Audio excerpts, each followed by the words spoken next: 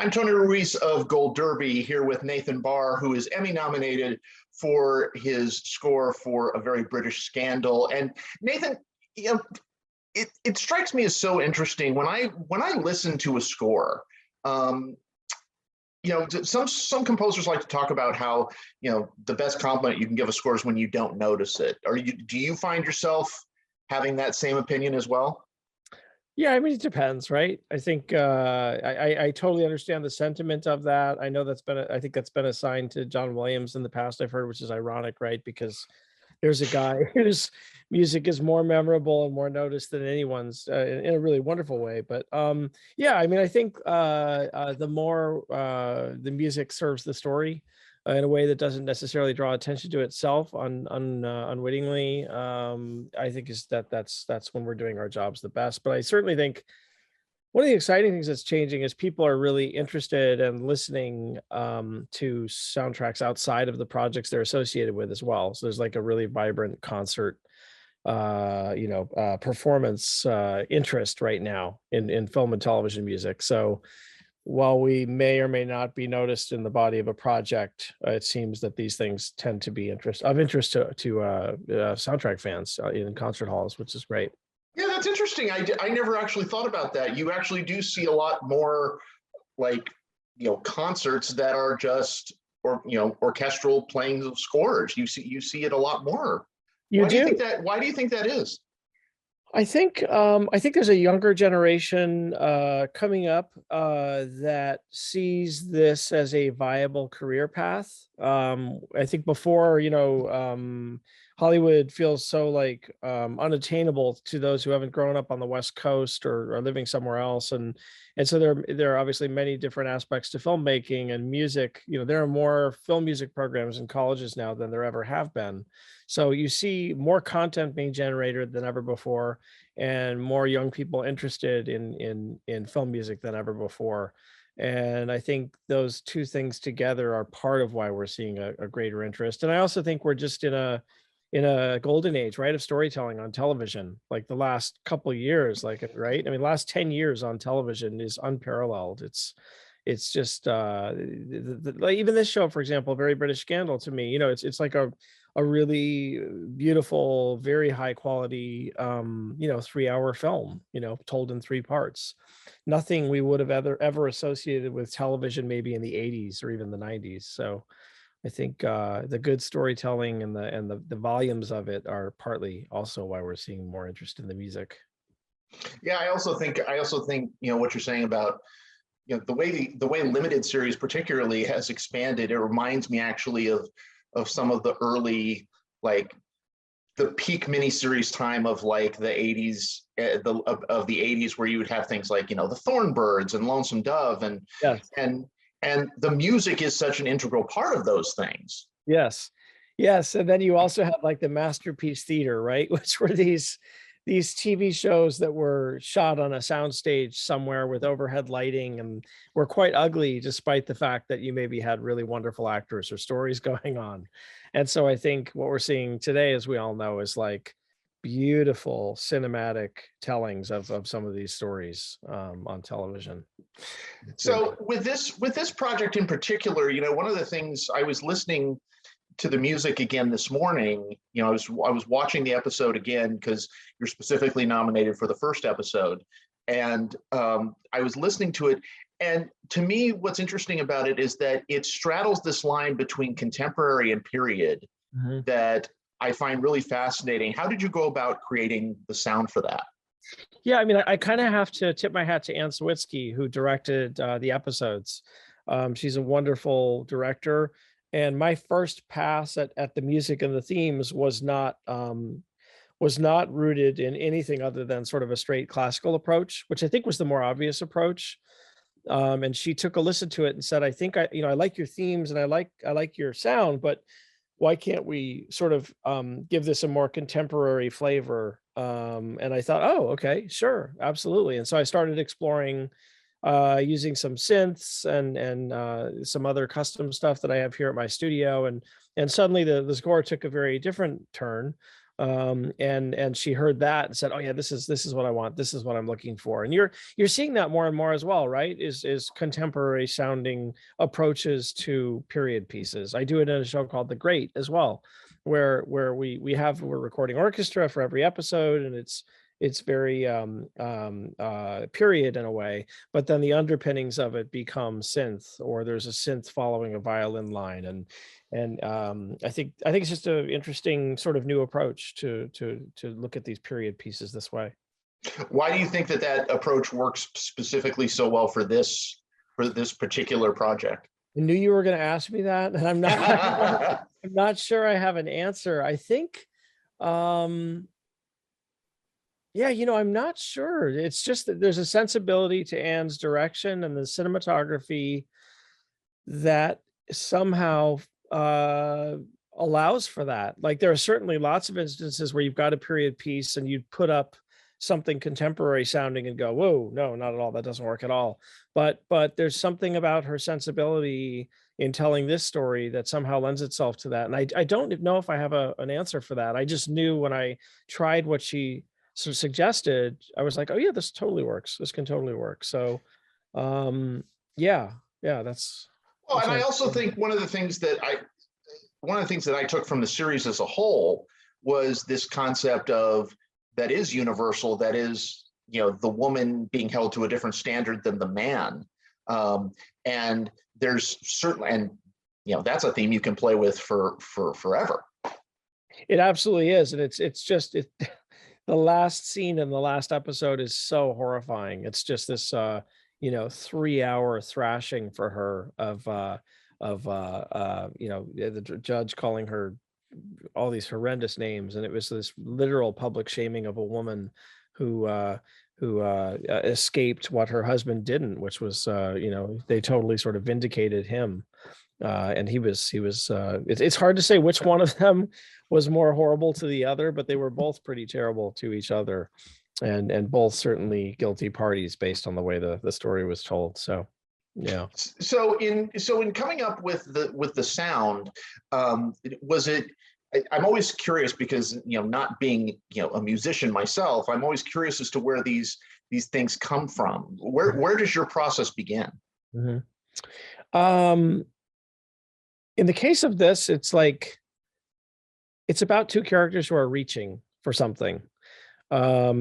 He may or may not have been in love with her ever, but he's reaching for her money, her father's money, right? That's what he wants. He wants to get his stone pile, as he calls it. It's a pile, his castle restored to all its grandeur, and then give that to his kids and his ex-wife in a way. And she's reaching for the glory of the title, right? Being associated with a man who is a duke. And so the score was really about plugging into the emotional journey behind that reaching.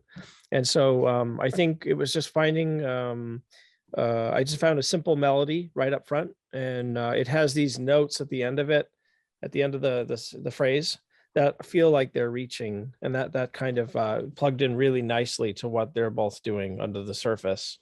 Yeah, and then I stumbled pretty early on the idea of this sliding, violin sound, which plugged into the fact that they are both literally it plugs into the fact that they're both kind of snakes, right? The way they treat each other and the way they go about getting what they need to get. There's a lot of like backstabbing and slithering around in the dark, and so there's something about that slidey violin literally translated into playing that part of the story. So yeah, it was just a matter of finding themes that were simple, and I think a good theme can be really simple and then gets developed by a composer who is competent in a lot of different and interesting ways, and I tried to do that with this. And so there are two kind of themes in this.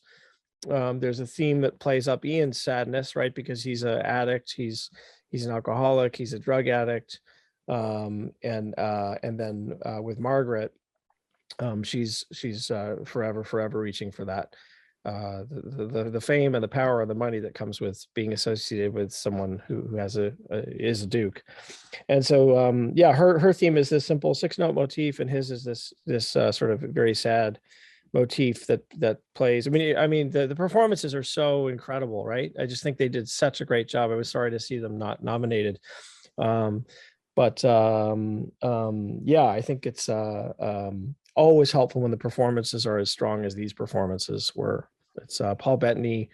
You just feel this, like, he just walks around. He's a hollow person walking around, he just transmits that in every scene, whether he's talking or not. You just feel this empty shell of a human being. So yeah, I was plugged into some of that. Tried to.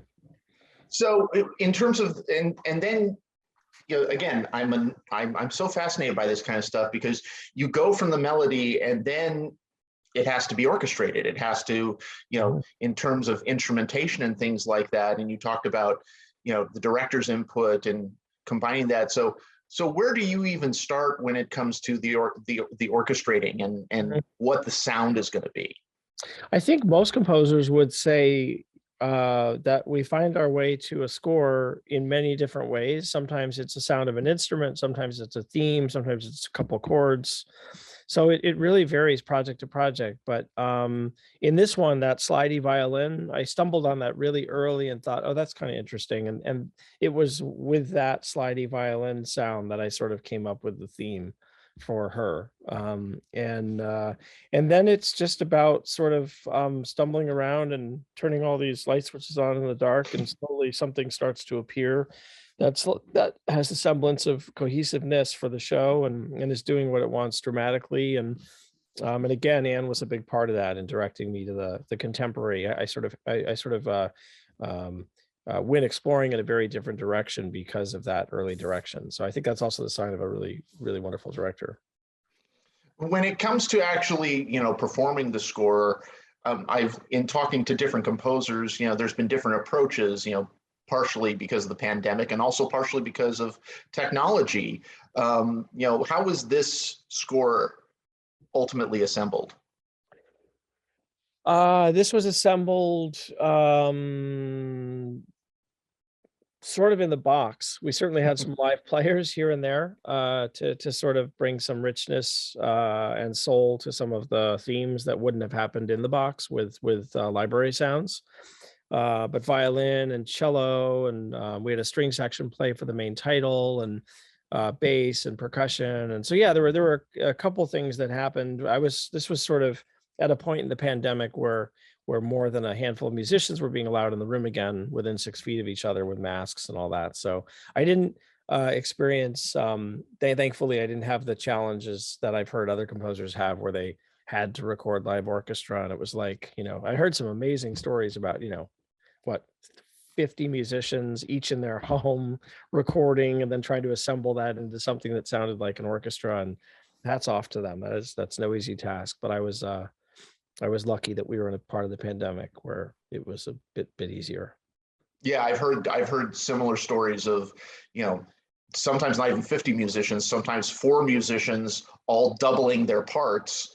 Yeah. And then putting that together, it's just amazing to me. It is, and inevitably there's a fan on in someone's room, and that ends up in the recording, and then phone ringing, and so yeah, it's deceptively difficult to have a really truly good recording space that works, and most people don't have that because it's their home or wherever. What do you think technology has done in terms of, because you've created a lot of different types of scores for a variety of projects. You've already won an Emmy, and so I'm just curious: how has your experience as a composer been influenced by technology?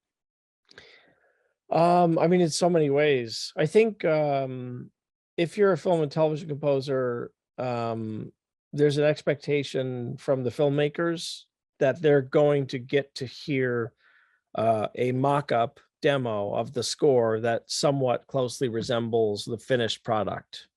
And that's something you don't get in contemporary classical, right? You get a commission and you write it and show up and go, here's the music you're playing. And they hear it for the first time. because of the process of how we make film and television. There's very little room for error, right? If there's a lot of money on the line, the schedules are tight, and if you're dealing with a producer or director who can't hear beyond a simple piano mock-up, then you've got to give them what they are going to ultimately hear. And so I think the easier it gets with technology, the greater the expectations get from filmmakers too. And all of a sudden, as a composer, we need to be good programmers as well as good composers, or have someone who's good at programming for us. So, I mean, I think, just, and this is also because of the pandemic. I know 20 years ago, you had to be in LA, or 25 years ago, you had to be in LA. You couldn't be anywhere else. And now we've all had an experience of, like, I started this score in Michigan, my family's home. So it's just easier to do things remotely than it ever has been, including recording orchestra, right? You can record orchestra overseas. I did a project recently, and I'm sitting in my control room in my studio in LA. And when I hit my talkback button, I'm talking to the podium, to the conductor in England, and we're listening to it live streaming. So it's just made the world a smaller place, in a good way, I think. And that creatively, that's really interesting. What, you were talking earlier about how, there's more and more educational opportunities for people wanting to go into film and television composing. What is your advice for young people going into this? I mean, I think it's to really submerge themselves in learning what film and TV music does for the projects it's associated with. I think, like, really listening to a lot of it and understanding it, and really plugging into watching and listening and going, oh, I see why this composer did that there, and why they sped up the tempo there, and why they went in there and out there. And so I think that's part of it, is just getting familiar with it, and what's out there. And then it's just, I always think, I'd rather work less and be totally unique than work a lot and sound like everyone else. And there are opportunities for both kinds of creators, as we know. There are a lot of composers who may not have a completely unique sound, but work on huge things all the time, and vice versa. So I think developing one's unique voice, and sometimes that happens by imitating, right? We try and imitate as a young artist, and it sounds nothing like what we were trying to imitate, but on the way there, we have something that sounds like us, and that's an exciting thing. It is very exciting, and Nathan, congratulations on the Emmy nomination, very richly deserved. Everybody go to goldderby.com, make your predictions for the Emmys, and stay tuned for interviews with more nominees in the coming days. Nathan Barr, very great pleasure to talk to you. Thank you so much. You too, Tony. Thank you so much.